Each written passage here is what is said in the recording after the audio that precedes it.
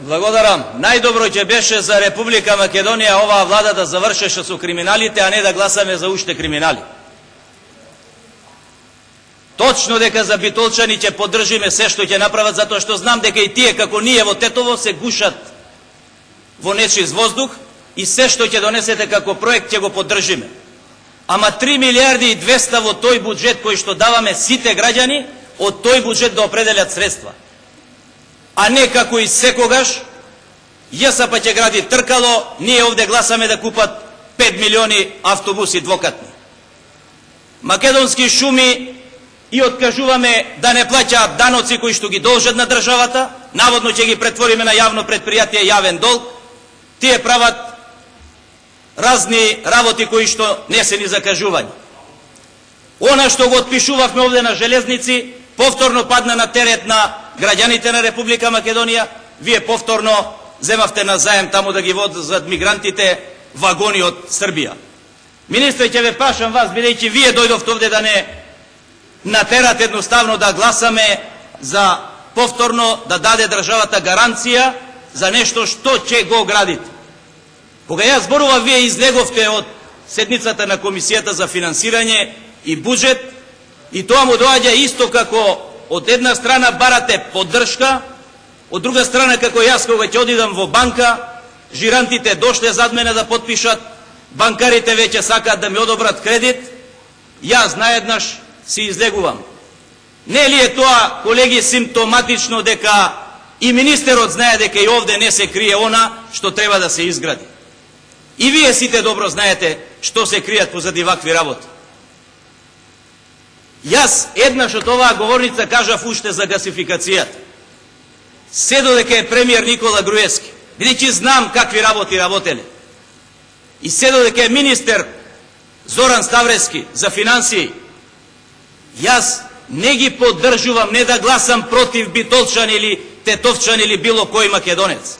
Не можам да поддржам криминал кој што ни се случува во Република Македонија. И вам треба тоа да ви е јасно. Па зарам не ви е јасно со кинескиот кредит, како овој министер кажуваше дека дајте нека оди преку собрание да не биде преку тендер од 4 очи. 700 милиони овде и 800 можеа да бидат, само да биде поголем оној износ апсолутен на провизијата. И сега повторно треба да изгласаме ново и ново задолжување. И сакате поддршка. Сакате нешто да поддржиме што ќе се гради. Знаете ли дека обети тој истиот Елем дека ќе гради на Попова шапка? Колегата Панче рече дека инвестирале во туризмот на Попова шапка. Дај Боже да инвестирале, ќе имавме малку туристи барем. Ветија пред 3 години дека ќе инвестираат 30 милиони преку АД Елем, само знаете што направија?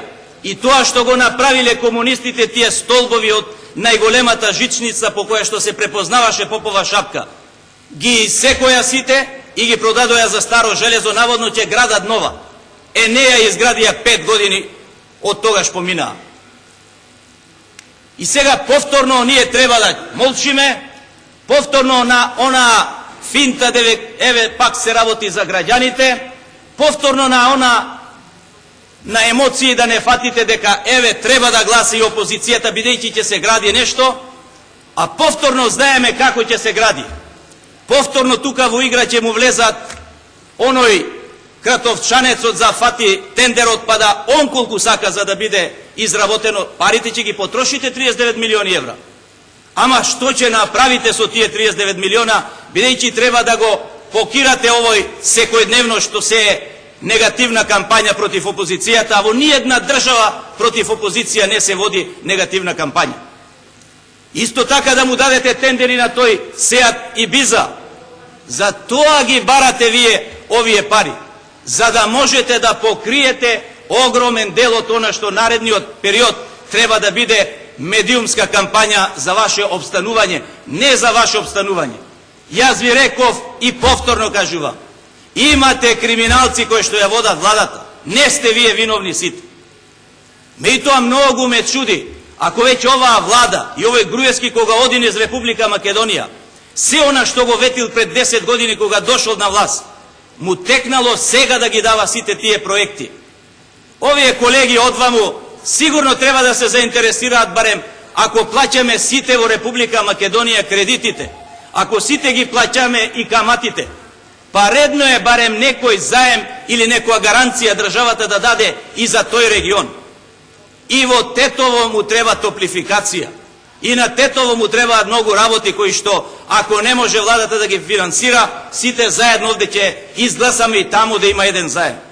Правете нешто кога правите рамноправно, рамномерно и сите граѓани да бидат задоволни. Меѓутоа овде не гледам дека некои од граѓаните ќе бидат и задоволни.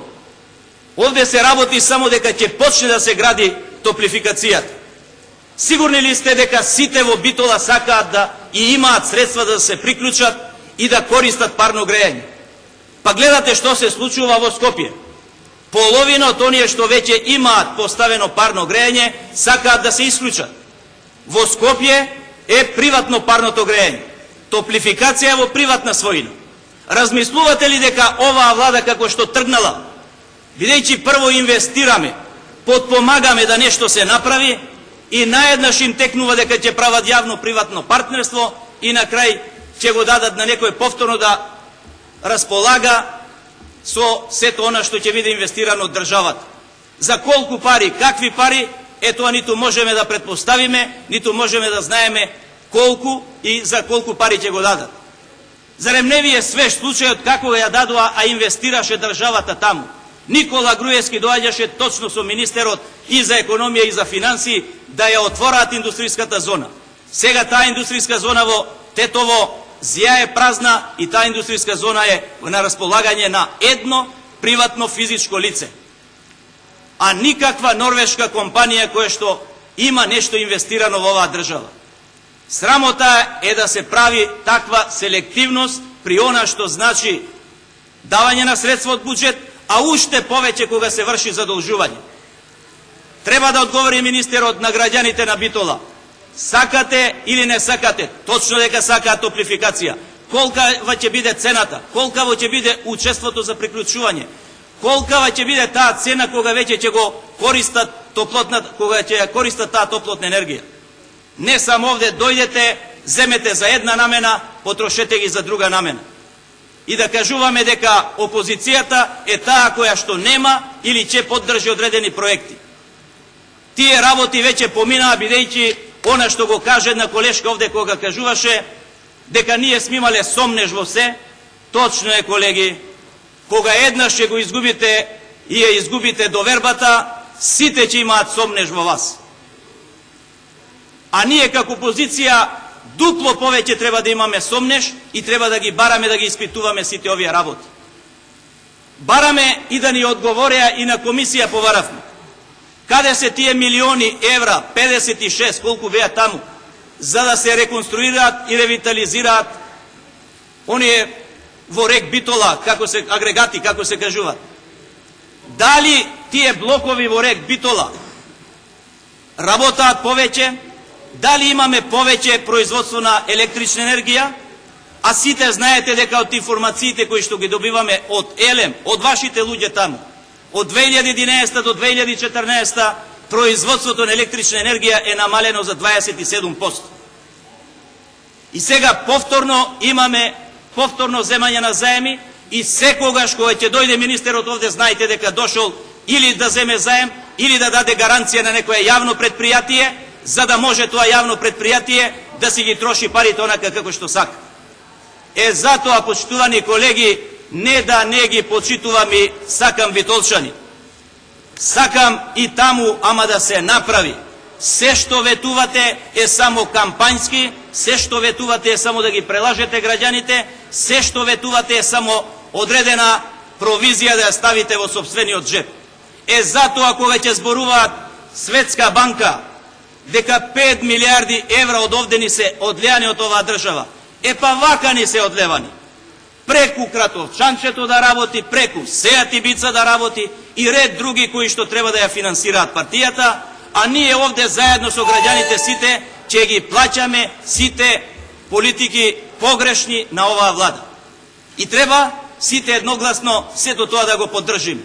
Да, за граѓаните на Република се, ама за позајмувања на оваа влада никогаш не би гласал додека сум јас пратеник, а додека се тие на овие функции.